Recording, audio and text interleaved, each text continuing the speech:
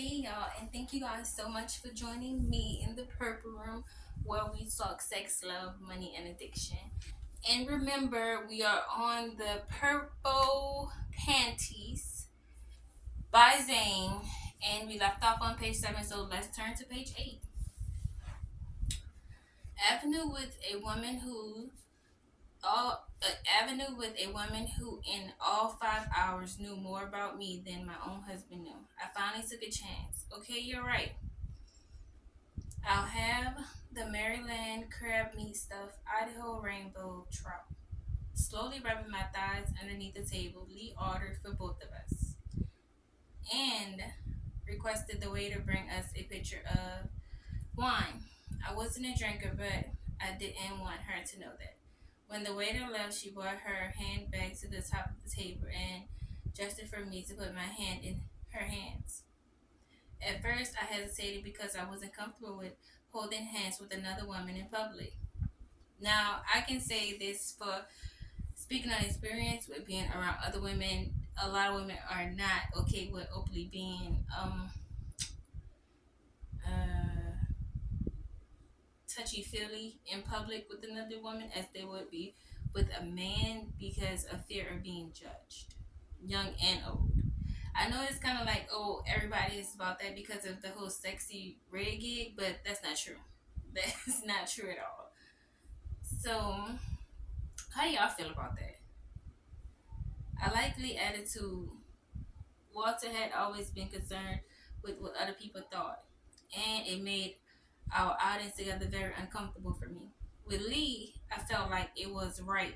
Okay, okay, I said, giving them to her, trembling and all, stroking my kinkles and veins in my ageless hand, knuckles, stroking my knuckles and the veins in my ageless hands. Lee softly asked, looking into my eyes, "You know why I did this for you?" I'd been asking myself that for hours, and I was overdue for an explanation. Why? Yes, I love to know. I responded, squeezing her soft hands. From that moment, I laid eyes on you in that picture. I have thought about you. I hear Walter talking about you as if you're some type of permanent fixture in his life with no options, no saying in anything. Some women don't. Some women be with men for so many years to where it has just become the normal thing to do to follow the lead. Like whatever they want to do, that's what they're gonna do.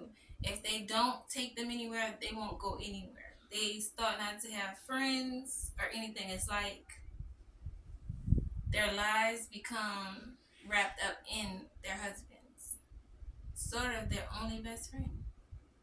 Mm. For that, one day after he and his secretary had finished talking about an event you two had to attend, I asked him what you did. She referred to you as Dr. Woodson, and I was floored. When she told me how heavy you were, the way he talked about you, I would have never guessed that about you. So I Googled you and found about all these amazing things and stuff that you had done. So, how do you guys speak about your significant other, wives, or partner or girlfriend when you're at work? Because some people have work relationships with other women, and some women have relationships with other men. So you call it your work babe. Now, I don't say that that's pretty cool to me because I don't like to date people that I work with. I think that is the weirdest thing ever to do when I was a single woman. But I mean, to each his own. I guess it's cool for most people. That's how you meet new people. But it just was never a thing for me. I don't like it. I was speechless. And for as much as my husband goes, I mean, I don't know. I would have to ask him honestly, like, how do you talk about me if you were around your peers at work, and would you even bring me up? I would have to ask him because I don't know if he would or wouldn't. He's not the type of working fellow that has like the Christmas parties and all of that. So I don't know. I was speechless.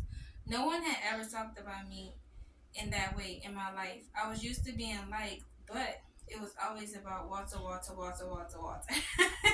Let's do it again. Water, water, water, water, water. I don't really know what to say, Lee. You looked me up on the internet.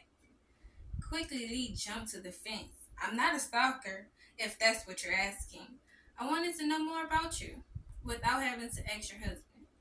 You work with children. You work at children's hospitals, and GW should have gotten more recognition than what I saw. Well, at the time, Walter was up for promotion, and I had to devote all my time to him. I passed the torch to a colleague. I said humbly, "That's what I'm saying. Like, they have some bomb ass women out here that y'all have on lock, and y'all have to realize that these women are bomb. Like, hell, what you got, she the shit, and you can't be scared to let her flaunt that. And sometimes you will keep that behind you when you should keep that in front of you at all times because it's a part of you. It's a reflection of you. So why not? But most men get intimidated by having so much of a outspoken, courageous, confident, ambitious woman that could stand on side of him, that has more fight than normal. So I don't know.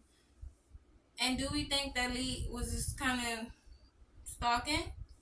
Would you pull up a colleague's Facebook page to see more about them, knowing that your colleague is married to them? And you shouldn't, but would you? Well, at that time, Walter was. I'm sorry, y'all. Lee had a devout grip on my hand, and I was afraid for her to let them go in fear of never having someone hold them again like that. At what age do you guys stop holding hands with your partners as well? On the wall over the bar was a clock that displayed 7 o'clock. Considering what I had eaten yet, it would be well into the morning before I got home. But I didn't care. I only wanted to spend as much time with her as I could. This was good for me, I said. I needed to get away. I searched in her eyes for an unspoken response, and I found it. It was 10 o'clock by the time we made it back to Pacine Station. And we were back in another bedroom car. Meaning, I hope you enjoy yourself tonight. I'm sure I'm scared the hell out of you with the improper lunch. Once again, she jumped out of the top bunk, but at time in her heels. Her long legs were staggering all over my bunks, chuckling to myself. I relaxed my body on the lower beneath and sought no forgiveness for what happened next. Suddenly, I took those same hands that had trembled during dinner and removed Lee's shoes from her feet.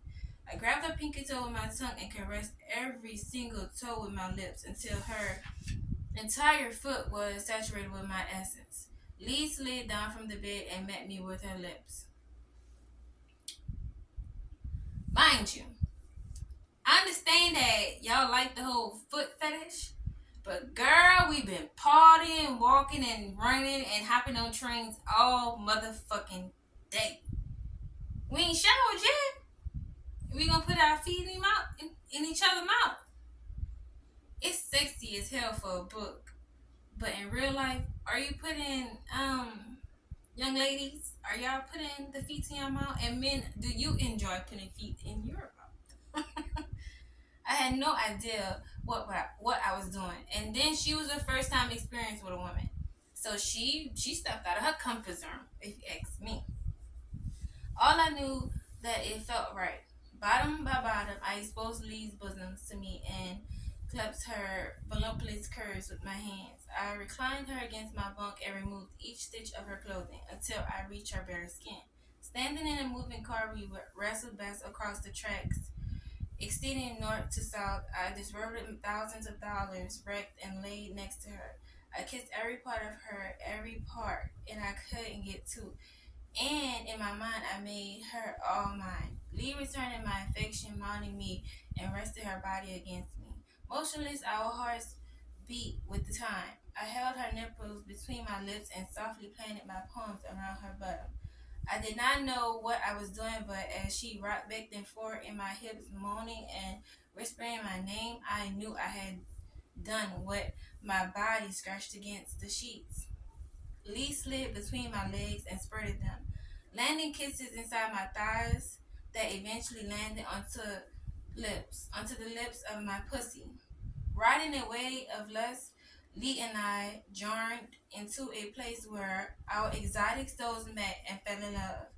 I got home early the next morning bearing a question from Walter. I told him I spent more time with Mel and lost track of time. 2 months after that evening, I got a call from Lee telling me I had got a job offer from Yuma University and wanted to know if I'd meet her in Atlanta to help her look for an apartment. Walter had told me she was leaving but refused to go into details. Did they get her a job? Did any of her leads come through? See you guys soon. Episode, whoop, page 11. Peace. Ah!